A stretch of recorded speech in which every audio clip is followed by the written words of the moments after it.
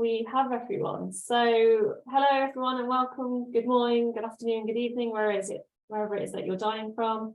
Thank you so much for joining us today. And for those who don't know me, my name is Mandeep Mahal and I'm one of the MBA recruitment and admissions managers for the Oxford MBA. And welcome to the final day of the experience event. I hope that you've enjoyed all of the virtual sessions and you've got to hear more about Oxford and get to know what it is that you'll be expecting when you start your MBA in September. So for today's session, I'm delighted to be joined by some of our alumni, and this is a great opportunity to hear from our alumni, hear about how they've been able to utilise the Oxford MBA. So I will ask for our panel to introduce themselves shortly, and then I do have some questions for them just to get the conversation started.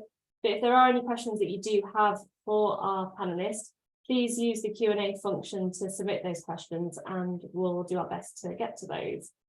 But to begin with then, if I can get our panel to just briefly introduce themselves, just say their name, where it is that they're dialing from, and what it is that you were doing pre-MBA and what it is that you're doing now post-MBA. So Vera, if we can start with you. Sure, thank you, Mandeep, and hello everyone. Congratulations on your offers to join the MBA. So yes, my name is Vera Argyle. I am originally from South Africa. Before the MBA, I was in finance in the private sector. My career was largely with KPMG. I spent about 6 years in South Africa and Australia working on mid-market private equity deals. And then I enrolled for the MBA, knowing that I wanted to pivot into something more impactful while still using my finance skills. I now work for one of the largest NGOs in the world, one of the 10 largest NGOs in the world, called One Acre Fund. My role is based in Kigali in Rwanda. We're operational in East Africa and a little bit expanding into West Africa at the moment. I still hold a finance role. I pivoted slightly to finance strategy and impact measurement as of late. Yes, I'll be happy to get to know you and answer your questions. Great, thank you, Vera. Tracy, if we come over to you next. Yeah, absolutely. Hi, guys. Same as Vera said, super congratulations on getting to this stage. Oxford is an awesome business school, and I'm not just saying that because I went there. In terms of a quick background, so I started my career in management consulting, then I pivoted into entrepreneurship. So right before the MBA, I was running a startup that connected tech companies in Africa to institutional investors. And the whole idea to go to business school in the first place was to pivot from consulting and entrepreneurship into VC, which is what I do now. So I'm an early stage tech investor, mainly marketplaces, but software companies in general, covered emerging markets and Europe for a fund called Speed Invest. Before that, I was at Bessemer Venture Partners, which is a large US venture fund. And actually now, in fact, I'm in the process of closing out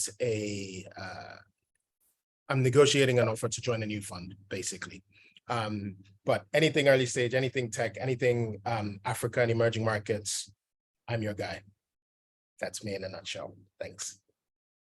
Great, thank you. And then we're welcomed by Sid as well. Hi, Sid. Nice to see you again. If you could just briefly introduce yourself to the panel, just say what it is, where it is that you're dining from, and what it is that you were doing pre-MBA and what it is that you're doing now post-MBA. Yep, nice to see you again too. Firstly, can everybody hear me? We can. Okay, great. All righty, so guys, again, congratulations for making it this far and getting an offer. In terms of me, I go by Sid or Siddharth. I'm calling in from Toronto today. A bit about me, I started my career as an engineer and then pivoted into management consulting after the MBA. I spent some time in consulting, in strategy, and now work in in-house strategy for one of the large banks in Canada. So yeah, I'm happy to take questions, happy to answer any questions that you might have. Thank you, Sid. And then Diana. Hi, everyone, and congratulations. My name is Dana Ongare. I'm a medical doctor, then worked in entrepreneurship, health tech in particular, Joined the MBA program looking to create a network around impact investing, healthcare funds as well.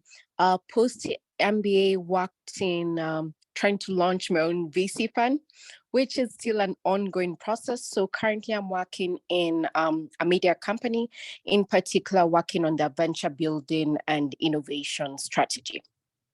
And I'm based and calling out of Nairobi. Great, thank you, Diana. I know Diana's on the road at the moment, so thank you so much for joining us whilst you're on the road and taking part in the panel. Okay, so I'll start off with some questions, and please do use the Q&A function to submit any questions that you do have for our panel. But if I come to you first, Sid, so you're in consulting now. So what would you say are the key skills that employers in consulting look for when hiring MBA students? Okay, so I was in consulting. I was doing strategy consulting just before this. I'm in in-house strategy right now. But when I was going into consulting, when I was in consulting, what I realized, and I was on the hiring team as well, they don't look for technical expertise, in my opinion, because out of the MBA, they don't expect you to have subject matter knowledge in, say, banking or manufacturing or something like that. But they expect people to have some core skills that can be easily applied, and then they'll help you build that sort of subject matter expertise. And in terms of those core skills, they can be anything from communicating in a structured manner, in a clear manner, or thinking in a logical manner, breaking down a problem in a logical manner, being able to crunch numbers, find out what story the numbers are telling, and being able to articulate the story in a meaningful way, develop insights. I think those are some of the core skills that they're looking for. And of course, including things like teamwork, being able to work through vague problems, difficult, challenging problems. It's more things like that they're looking for. And Toyosi, you come from consulting as well. Feel free to add on if I missed anything. No, I think you nailed it. The usual strong analytical ability and problem solving, and there's a teamwork element. But I think to your point, I think it's more about being able to take a lot of disparate pieces of information, synthesize them, make sense of them, and then be able to present that back. I think that's one of the key skills. Great, thank you. And then Toyosi, we can stay with you. So you mentioned in your introduction that you made a pivot. So how did the MBA help prepare you for that pivot? So I took a very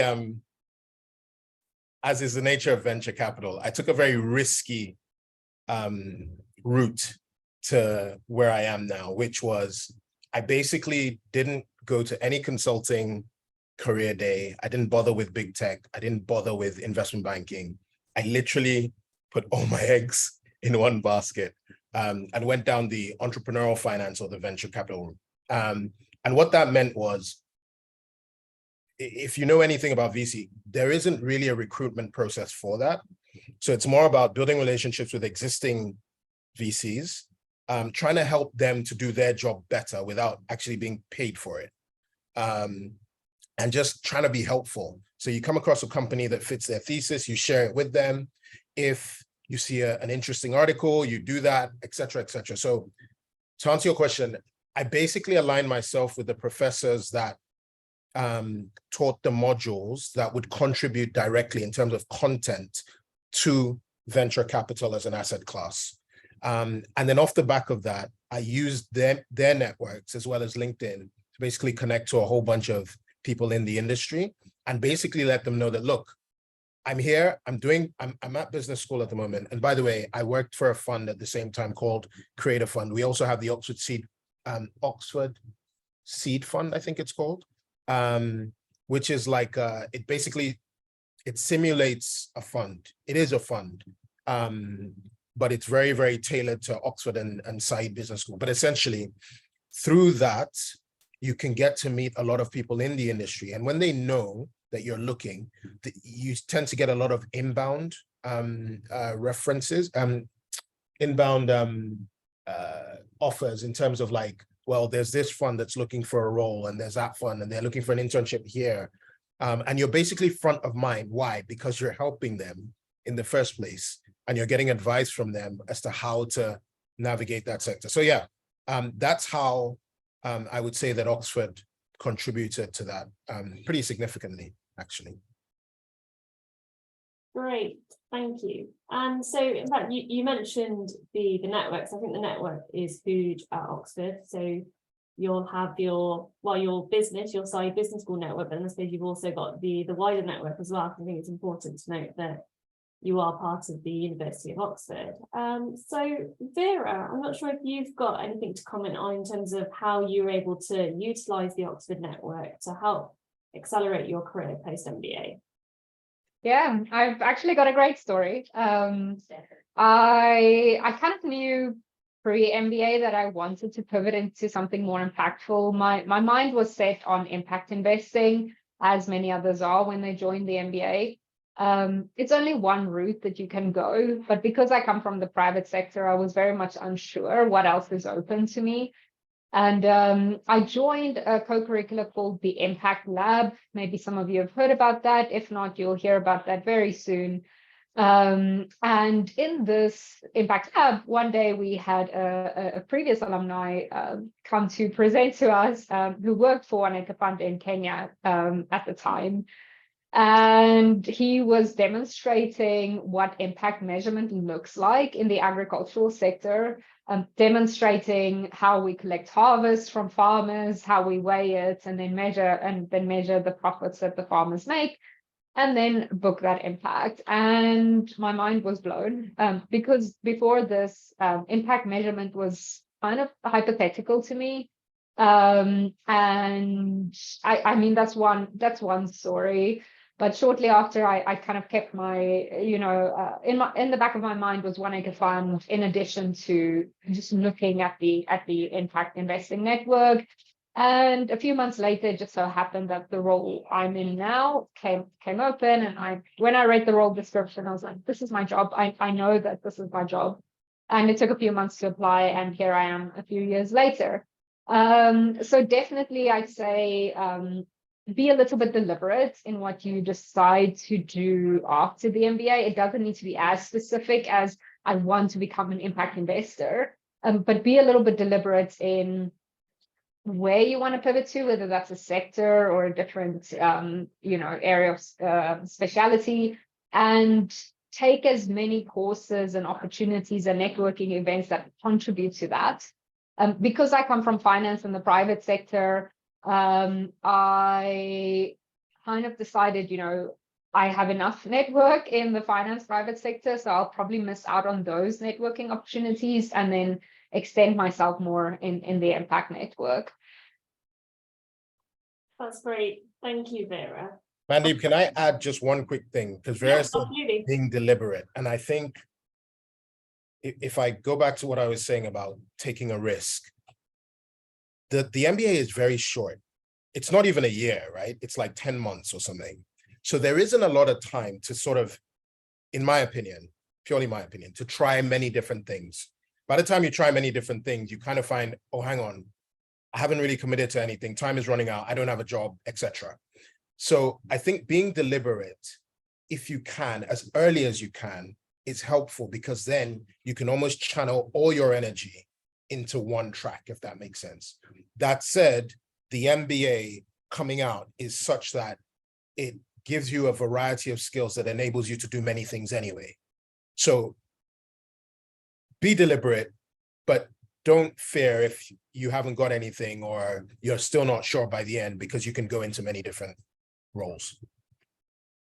Great, thank you. Some good advice there.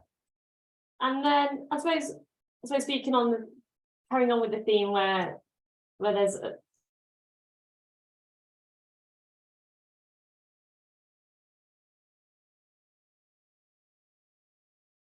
definitely not my side this time.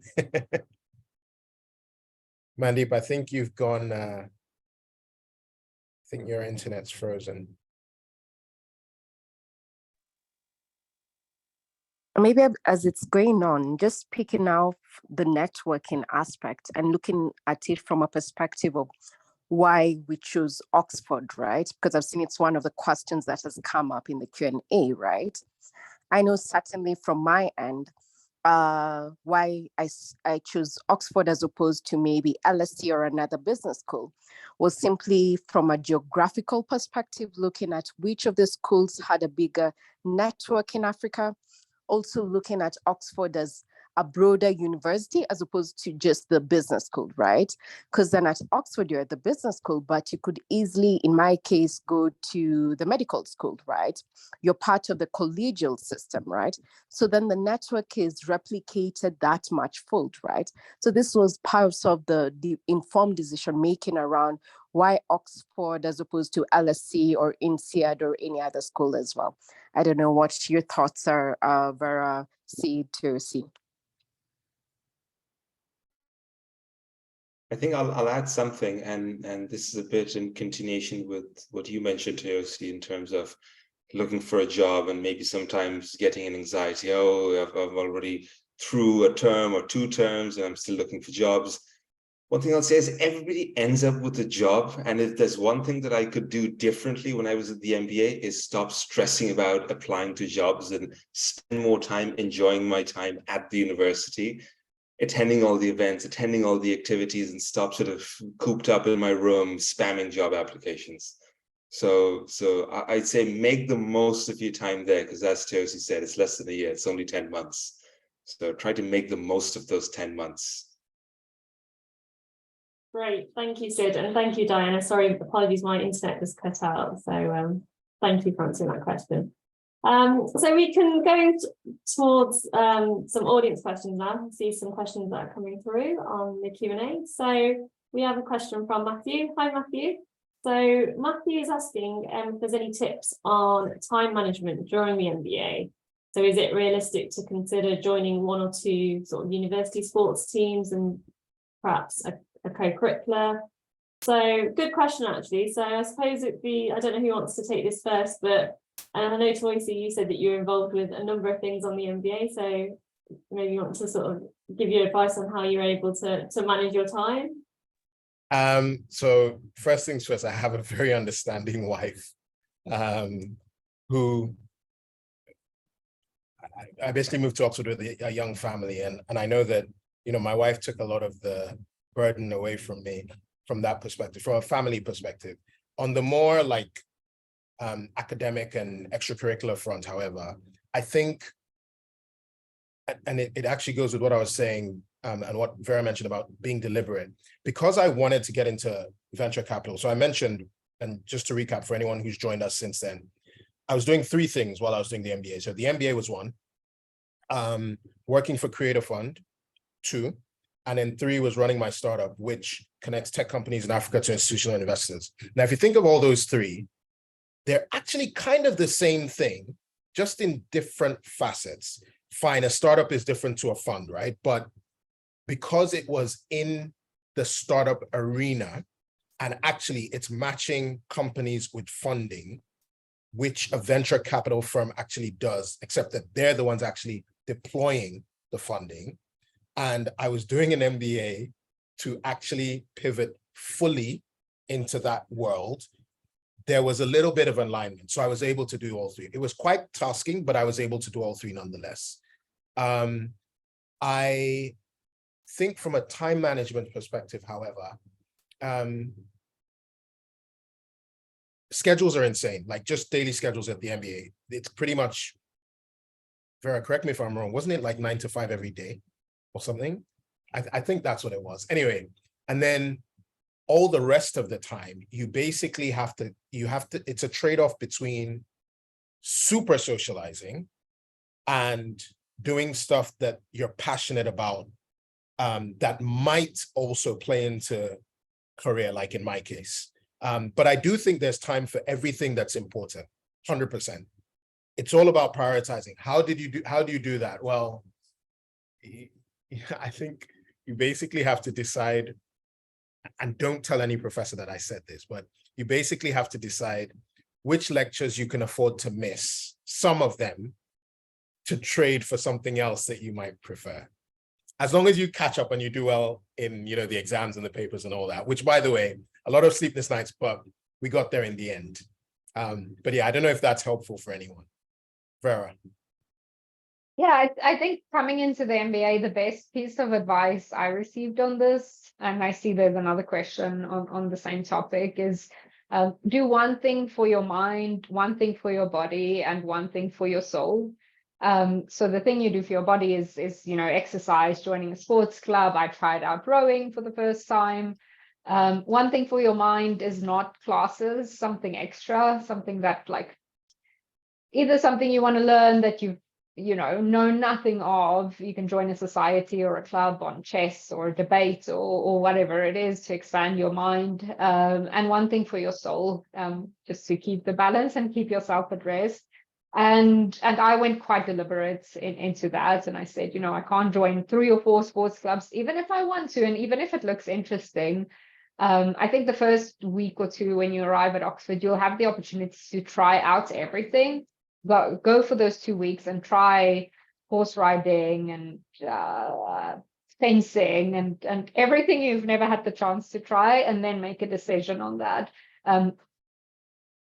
Learn to say no. You can't do everything. Everything looks attractive, and you will sit and be jealous of your friends, that do fencing or go to the shooting club or whatever it is. But yeah, decide on one thing in each of these 3 categories, and it will make your life much easier.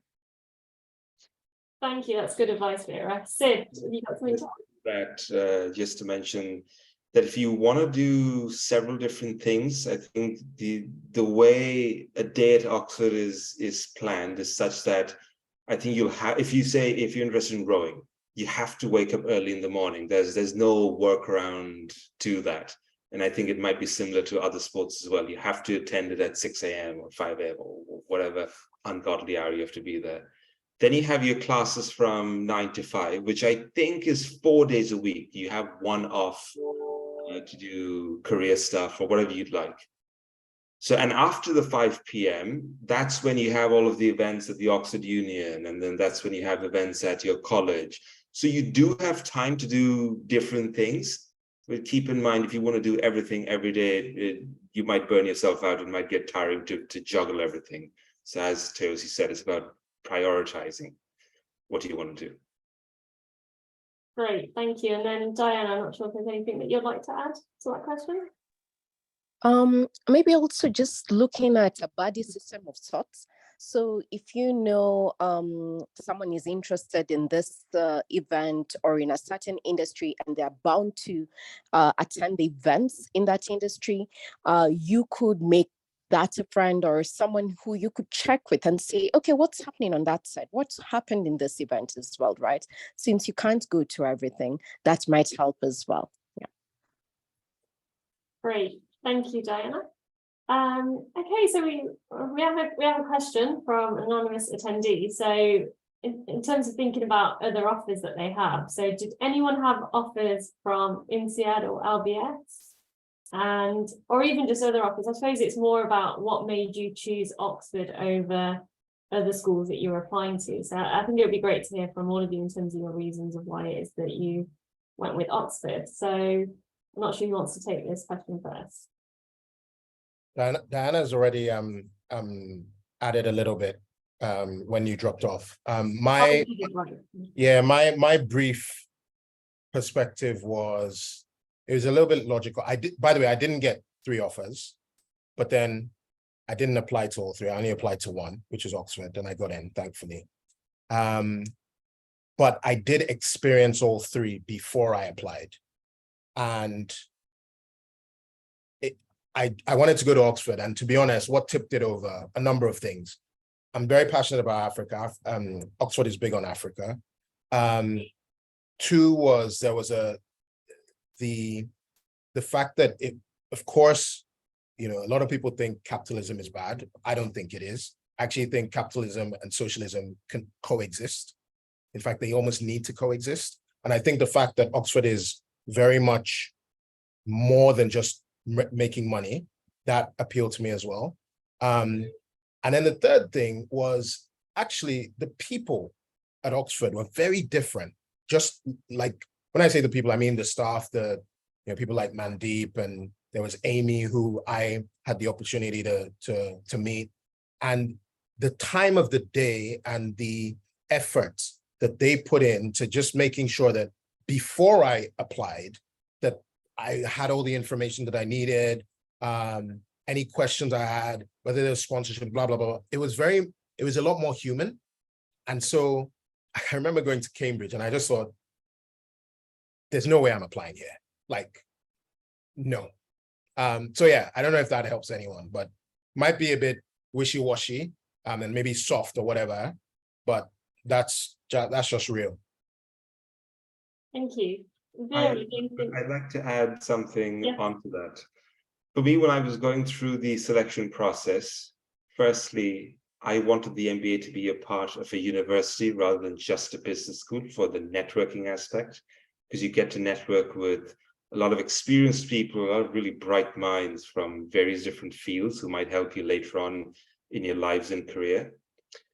Number two, business schools, such as say an LBS or an INSEAD, they might not be as well known as a university that's close to 1,000 years old. When somebody asks you when you did your MBA and you say LBS, they say, oh, what? Do you mean London School of Economics? No, LBS. Nobody knows. There's only a very small percentage of employers who keep track of all the business school names and all of that. But the second they pick up your CV and they see University of Oxford, or they ask you, where did you do your MBA? And you say Oxford, oh, they sort of sit up a little bit, and that grabs their attention.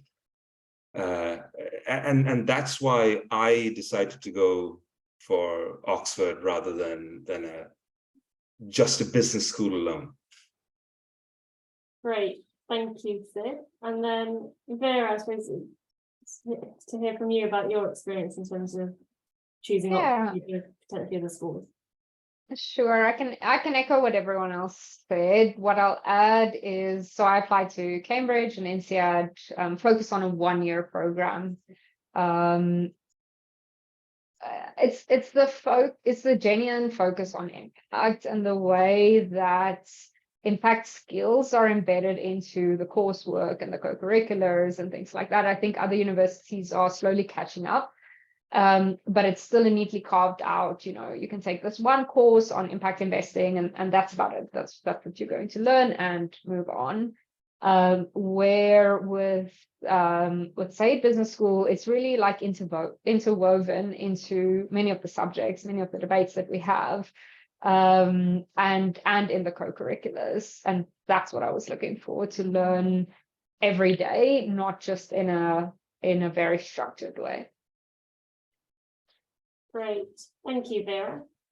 So I can see we have some questions in terms of about hiring. So there's a question in terms of any tips on networking for those who aren't involved in structured hiring. And then I think there's a particular question about impact investing firms. How do they normally hire, and how is it to build a network and to find a role that they're looking for? So has anyone got anything that they can add, or happy to answer this question in terms of networking and how to get involved in that aren't involved in structured hiring?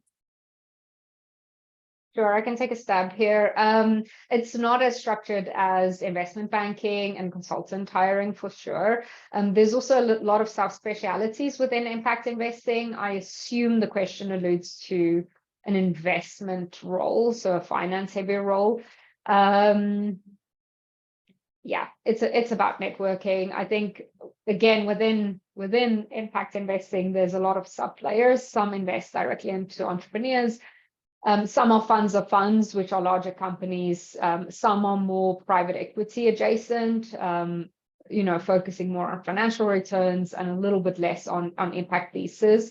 So I think it's important defining for yourself where you want to play in that. For me, my only kind of decision was I wanted to be close to the entrepreneur. I didn't want to work for a fund of funds. And that's a lot of what I do at One Acre Fund now, like working closely with farmers and farm entrepreneurs. So very much whilst we work with grant funding, it's very much adjacent to exactly what I wanted to do. So I'd say define where you want to play, like what speciality can you bring, whether finance, impact measurement, or another role, and then define kind of the subsector of impact investing and what fits where you want to get involved in, and then find companies, network. There's a lot of ex-alum in impact investing. There's a lot of opportunities opening up. I think the one thing I say to the previous group that I joined that asked a similar question is follow the money. It's always a good thing to follow the money. Currently, obviously, a lot going into impact healthcare, vaccine drives. All of this has got like a renewed focus. And generally, that's where the job creation is happening, where the grants and where the investment funding is flowing. Yeah. That's great. Thank you, Vera. Has anyone else got anything to add to those questions?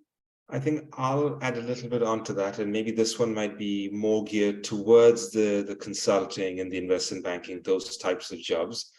I went into consulting after the MBA. I did not get my job through structured hiring. I applied to my role sometime, I think in summer, and I interviewed very quickly after that and got the offer. You'll hear this when you're at Oxford quite often, that the farther you get from Oxford, the stronger the brand gets, the stronger impact the Oxford brand has.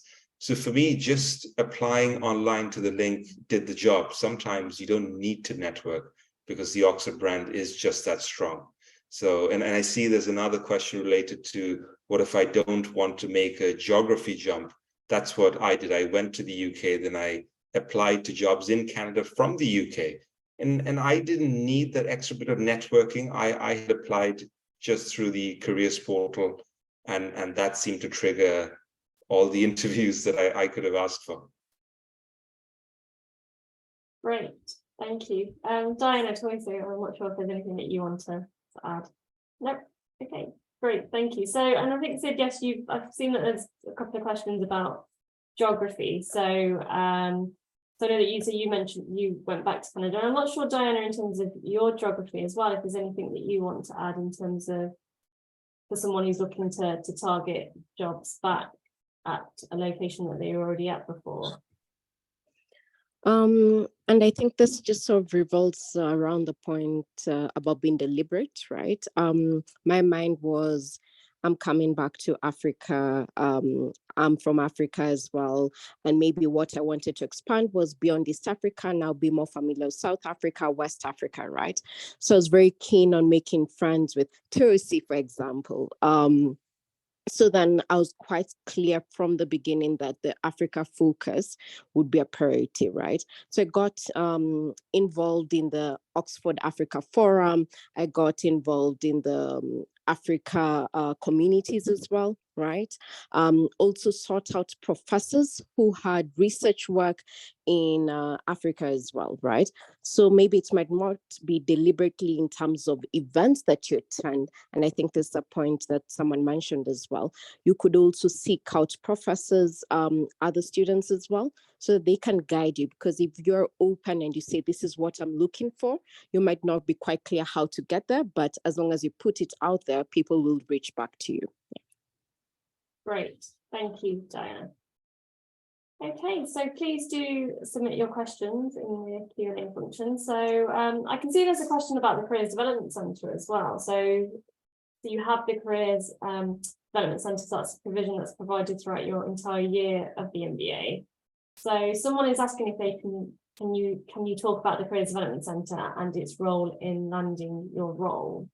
So in terms of how you engaged with the Careers Development Centre. So I don't know who wants to take this question first. Who wants to add their comments? I might take a stab. I think the role of the Career Development Centre and sort of the wider business school in you landing a job is to attract the right employers who are looking for post-MBA talent, the types of skills that an MBA graduate might have, and then bring them to the business school. And they'll also provide some sessions and training and things like that to prepare you for the interviews. But at the end of the day, it's your CV and the networking that you do in these events that's going to get you your interviews and so on. And it's your performance in those interviews that's going to ultimately land the job. So I think it's important to be clear on what the role of the Career Center is. The role of the Career Center is not to sort of gift wrap a job for you. They're there to bring all the right employers and looking for the right skills and make the right meaningful connections. And then it's up to you. So there's a lot of effort that you also have to put in on getting your CV right. You have to get the right skills. You have to leave a good impression and all of that. So that's just my 2 cents on that. Great, thank you, Sid. I can add a little bit here, and I see there's a question on internships as well, so I might try and answer both at the same time. My opportunities came from outside the Career Development Center. So my one opportunity for an internship came through the Finance Lab. John Gilligan, who leads the Finance Lab, I booked a session with him and I said, sit with my CV and help me rewrite my CV. He did, and he also still has ties to the impact investing sector in the UK. And there was a social enterprise that was undergoing a major restructure because of COVID. We were the COVID cohort, and he put my name down to become kind of this CEO's advisor to this turnaround restructure. And that was a massive opportunity for me. That came about just after we finished the MBA. So don't just think about internships while you're doing the MBA, but if the MBA finishes in August or September, I'd say use those 3 months until December to find internships. The other opportunity came through a structured internship program that we actually started during COVID. I think it's still running, the Said Service Corps. It might be named something else now, but internships targeted at smaller entrepreneurs and smaller social impact companies around the world. And because I helped set up that structure, I got first dibs on my internship, and I landed with Acumen, one of the largest impact investors in the world. So think beyond the Career Development Center. I did have sessions where I was like, help me practice for this interview, or help me rethink my CV or how I tell my story, for example. But my opportunities came from elsewhere in the business school. Great, thank you, Vera. And then I suppose just staying on that theme, so you mentioned the internship. So during the final term, so you have your options, whether it's to do an internship, a consulting project, or elective. So we have a great question for any suggestions or experience to share on, I suppose, the choice that you make for the last term. So we've heard from you, Vera, that's great. So Sid, my understanding is I think you did electives during the final term. So if you could just explain sort of how you decided to make that decision. Yeah, I think I decided quite early on that I didn't want to do any internships. I had decided by December, because if you look at the way it's structured, I think you get options to do internships in the summer. So all of your mandatory coursework probably ends around April or May, which isn't really much time, which is maximum 7-8 months of actually spending time at the University of Oxford. And I wanted to maximize time at the university. I have the rest of my life available to do work, to work at a company. But I don't think I'll ever be able to go back and take classes at the university unless I decide to do another degree, which is totally different. So I just want to maximize my time at the university. Great, thank you, Sid. Diana, if we could hear from you in terms of what choice it was that you made in the final term and how you went about that. I like what Sid said, just that approach that, you're going to work for the rest of your life probably. So my approach was the same, that I'm in Oxford. I want to learn as much as I can, right? So I ended up taking more the elective approach here. And I'll also add a bit to that. Something that makes it different. I mean, you might have that same question, or you might want to make that same decision, regardless of whatever business school you're in. But what makes Oxford a bit more special is that your professors, the people you're learning from, they're some of the brightest minds in the world. A brand like the University of Oxford will attract the best professors. Outside of the business schools, if you run to professor in the Department of Economics or Political Science, or even engineering, STEM, they're likely in the running for a Nobel Prize. So you'll be mingling with and learning from the brightest minds. So for me, that was one of the biggest motivations of spending as much time as possible at the university.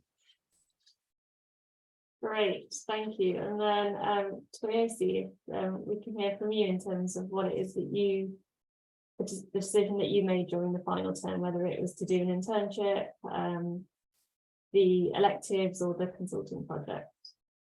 I know he's just gone off camera, so I'm hoping you can hear me.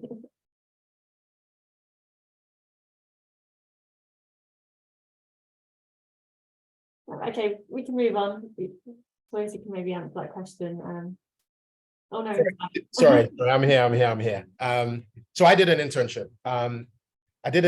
But I think our situation was a little bit different because this was a COVID year.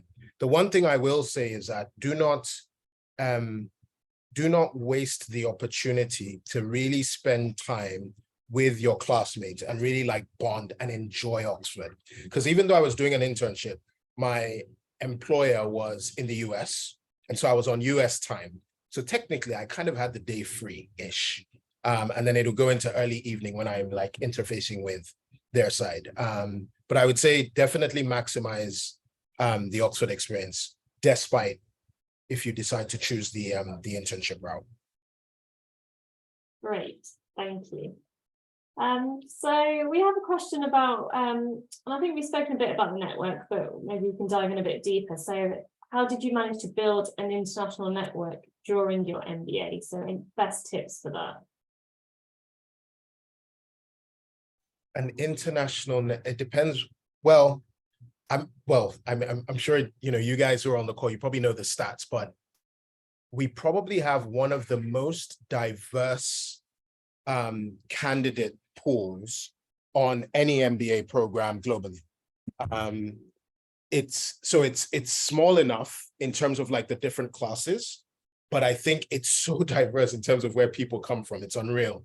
And I think that, first of all, automatically builds your international network. But I think going one step further to actually get involved in those communities, because what tends to happen is, you know, the Nigerians gravitate to Nigerians, the Indians gravitate to the Indians, et cetera, et cetera. But then there's a lot of, there's a word I'm looking for, like mixed activities, but like social activities. So let's say they have a Brazilian night or something. And I think consciously attending things like that enables one to learn more about the different cultures of the people who are in your cohort. So that's how I personally built my international network, many of whom, by the way, I'm still in touch with today. That's great, thank you. Has anyone else got maybe to add in terms of any tips for building their international network during their MBA?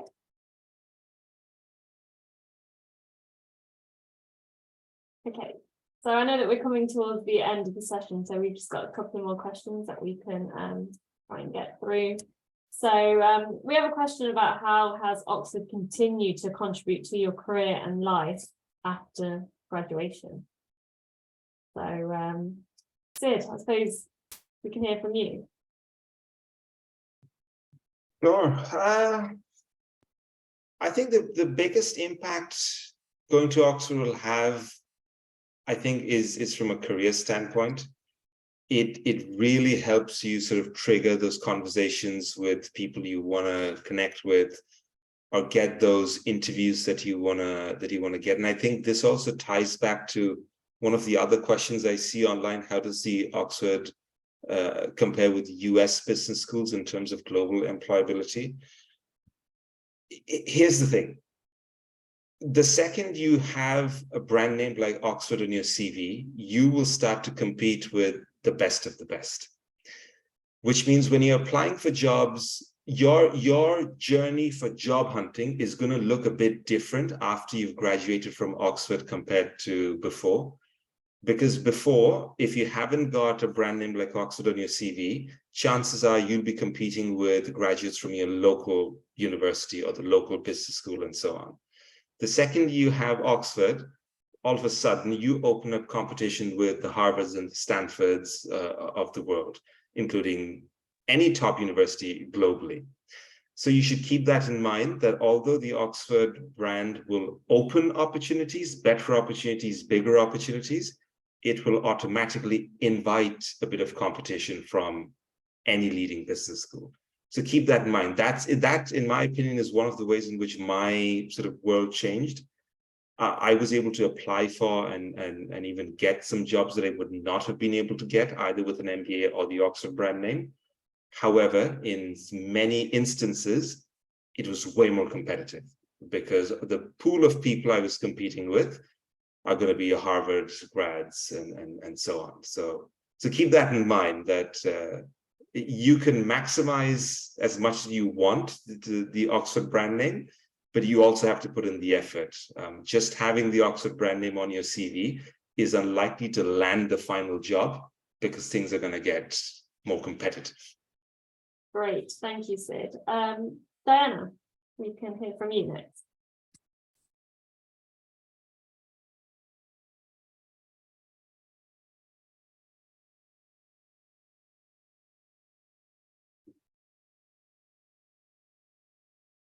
Oh, I'm not sure if Diana, if you're with us, if you can hear me. In fact, if we move over to you next, Toyosi, then we can come back to Diana. Hi, yeah, sure. So I think for me, well, so as I mentioned, last week I was in Oxford, and the reason I was in Oxford was because there's a friend of mine who wants to do some work out in Nigeria to do with clean energy, and I've invested in a clean energy company in Uganda, and it just so happened that, you know, it was with an old school friend of mine. So we all basically met with the executive MBA person in Oxford. And that connection would never have happened because I only met the person in question in March while I was in Nigeria at an Oxford Cambridge alum event. So, I mean, that's just a trivial example of how that Oxford ecosystem and how Oxford has contributed to that, which hopefully will eventually turn to a project in Nigeria generating electricity using agricultural waste for the benefit of the citizens, et cetera, et cetera. So that's just one example, but there are many others. Great, thank you. And then I know, apologies, Vera's been having some issues with her speaker and her mic, but she has advised that she's welcome for you to connect with her on LinkedIn. Okay, so we just have a few minutes left now. So I think just to end, it would just be great to hear from everyone in terms of any sort of final words, any sort of advice, maybe like your top 3 tips, just to make the most of the MBA experience. So if there's any final words. So Diana, I'm not sure if you're able to hear me. And if you're like... Yes, I can. Yes. I think why Oxford? It's the network, right? It is not just a business school, it's the network, right? And this network goes beyond just while you're in medical school. I mean, every other month I have someone from Oxford, the broader university, who's passing by Nairobi. In fact, I've sat aside a room where people are like, you know what, if I'm in Nairobi, can I come over? Fine, right? That's how vast the network is, right? While in Oxford, it's important to be deliberate, be able to say no, right? It doesn't hurt to try out a few things, but let it maybe be reinforcing, right? So if you want, you can make a short list and say, I want to explore these 3 things or these 2 things every other term or every other quarter, as the case might be. but just know that the network and what you put out there is what you get, right? Don't worry too much about the end as well. Don't worry that I have to get a job by this day or by this time as well. Some of it tends to work out as long as you're putting in the questions out there, you're connecting with people, it does work out as well. So don't trust yourself too much as well. Yeah. Great. And if you're in Nairobi, there's a room. Yeah. Great. Thank you so much, Diana. Sid. I think some of the items I've already mentioned. I think I'll start with this one. Spend and maximize as much time as you can at the university, because chances are you won't get the opportunity to do that again. Like I said, in terms of the careers and job hunting, things will become a little more challenging maybe, but you're going to end up with bigger and better opportunities compared to before. Let's see. To be honest, there's so many, it's hard to boil it down to just 3. So I would invite you to just reach out to me over LinkedIn. And if you have any sort of specific answer questions, just reach out to me there and I'll be happy to answer them. Great, thank you, Sid. And then finally, Toyosi, anything from you? No, I think everything's been said. I would just say enjoy it. Enjoy it. It really is. It's a beautiful place. It really is magical. I know everyone says it, but it really is. Again, I will reiterate the point. It's about Oxford, but it spreads beyond that to actually the people who attend. I think there is a direct correlation between whether it's the university / the business school and the actual people who attend. You will find that there's a lot of shared values, I don't know, I can't explain what it is. There are a lot of good people basically go to Oxford. And what you don't want to do is spend the 10 months or whatever it is and not really connect with people. And it's easy to do that because you might get busy just doing stuff all the time. But like, try and create meaningful, deep relationships, go out of your comfort zone, try something new, you know? I mean, how often do you get a chance to just skive off work for a year? So I would say take advantage of it. And you know what? Those relationships, they are truly forever relationships. Like you can pick up after business school, you can pick up the phone literally to pretty much anyone on that business school. And because you have Oxford in common, there's already almost like a sense of trust because we have shared values, we have shared ethics, we see things in a similar way, albeit that we're quite different. But yeah, I know I didn't give 3 points, but hopefully in what I said, there's a lot of gems in there. No, there certainly is, and thank you. So a big thank you to our panel. So a big thank you to Sid, Toyosi, Diana, and Vera, who we did lose, but I will drop her an email.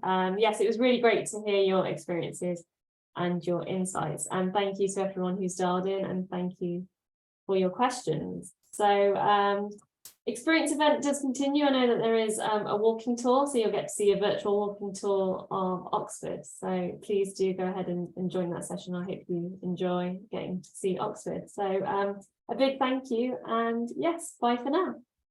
Bye, Mandeep. And also, yes, feel free to reach out to me on LinkedIn as well.